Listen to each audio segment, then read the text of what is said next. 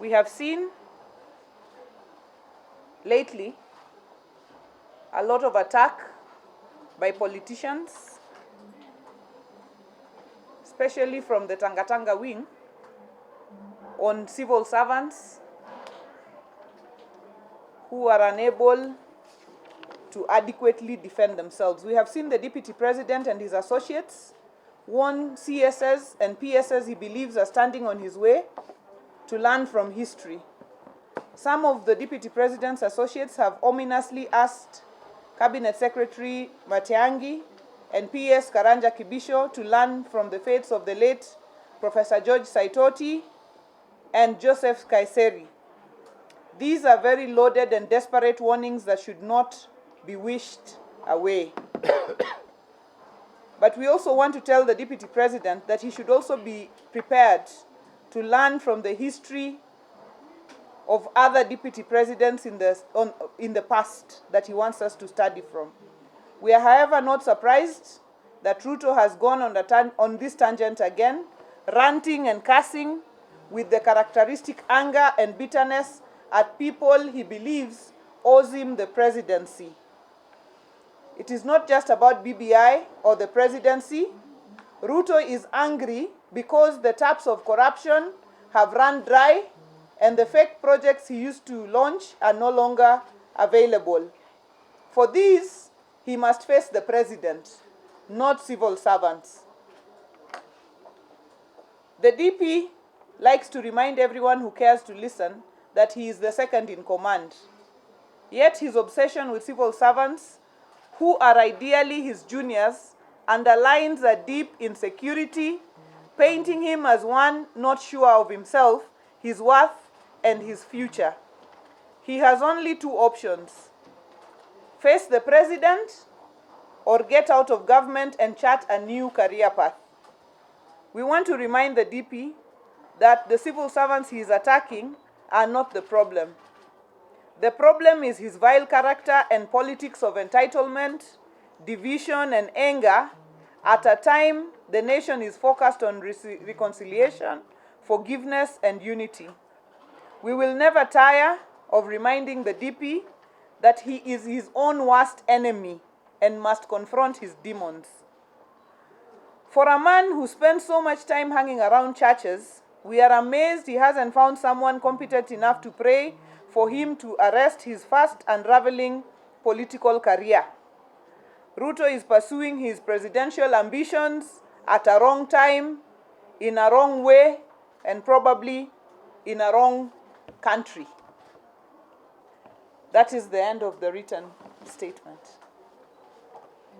Asante sana. Kwa sababu wananchi wengi wanazungumza lugha ya Kiswahili, nitasoma ujumbe huu kwa lugha ya Kiswahili, alafu nitaita marafiki zangu wengine waje kuzungumza nao. Ningependa kusema hivi: sisi ni wabunge ambao tuko hapa, tunaitwa wanasheria. Matamshi yetu pale nje ambayo tunayazungumza ni ya muhimu kwa sababu ni ujumbe tunapatia wananchi. Hivi juzi mlivyoona ujumbe uliotokea ni kuwa marafiki wa naibu wa rais walikuwa na matamshi ya uchafu, kumtusi Mheshimiwa Matiangi, kumtusi Mheshimiwa Kibicho. Matamshi mengine hatuwezi kuyasema hapa, lakini jambo la kwanza tungependa kusema ni hili: hawa vijana ndugu zetu marafiki wa naibu wa rais kuleta jina la mzee Saitoti ambaye alifariki na jina la Mheshimiwa Kaiseri ambao ni Wamasai ambao wanaheshimika Kenya na Afrika nzima, kuwa Matiangi ajue ni nini kilichomtendekea Kaiseri na Saitoti. Maana yake ni nini? Tungependa kujua sisi. Jambo la pili, siasa ya Kenya ambayo sahihi imeanza ni siasa ambayo watu wanataka kuturudisha mwaka 2007. Kwanza unaleta matamshi ya uchochezi, alafu unaleta matamshi ambayo ni ya kufanya wananchi waanze kufikiria kuwa Kenya iko vitani. Kenya haiko vitani. Sisi tungependa kukubaliana ama tusikubaliane juu ya BBI. Sisi tungependa kusema kuwa naibu wa rais ana jukumu na ni haki yake kutafuta kazi ya kuwa rais wa nchi ya Kenya. Hatuna shida na hiyo. Lakini matamshi yale ambayo yeye, kama vile dadangu Gladys Wanga amesema, mtu ambaye ajisema kila weekend aenda kanisa, lazima aanze kuangalia wale vijana na wale wanasiasa ambao wanatembea na yeye ni mambo gani wanayozungumza hapa nchini kwetu Kenya.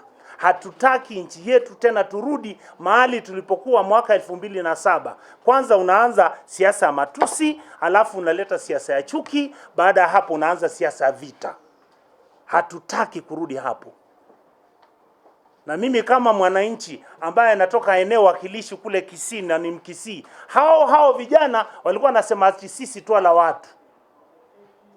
Juzi walikuwa nasema Wajaluo ndio wanapenda kuvunja vitu. Kwa hivyo mnataka kuchukua wananchi wa Kenya, muanze kuwaweka muanze kutugawa, muanze kusema wale wako pale, wale wanafanya hivi. Sisi wananchi wa Kenya tuna jukumu la kuhakikisha tuwe na nchi ambayo haina vita, wananchi waongee pamoja, tukubaliane. Kama ni BBI itapita, ipite. Ikishindwa, ishindwe. Tuende kupiga kura tukijua kuna demokrasia, hakutakuwa na wizi wa kura, na sisi mtu yule ambaye atashinda ama kushindwa, tuhakikishe nchi yetu imebaki salama. So tungependa kuuliza naibu wa rais, tunakuheshimu, tafadhali na wewe utuheshimu. Tafadhali na wewe utuheshimu. Ukija kule Kisii na unasema sisi ni wachawi, utangojea uone ni Mkisii gani atakupa kura wewe. Mungu akubariki.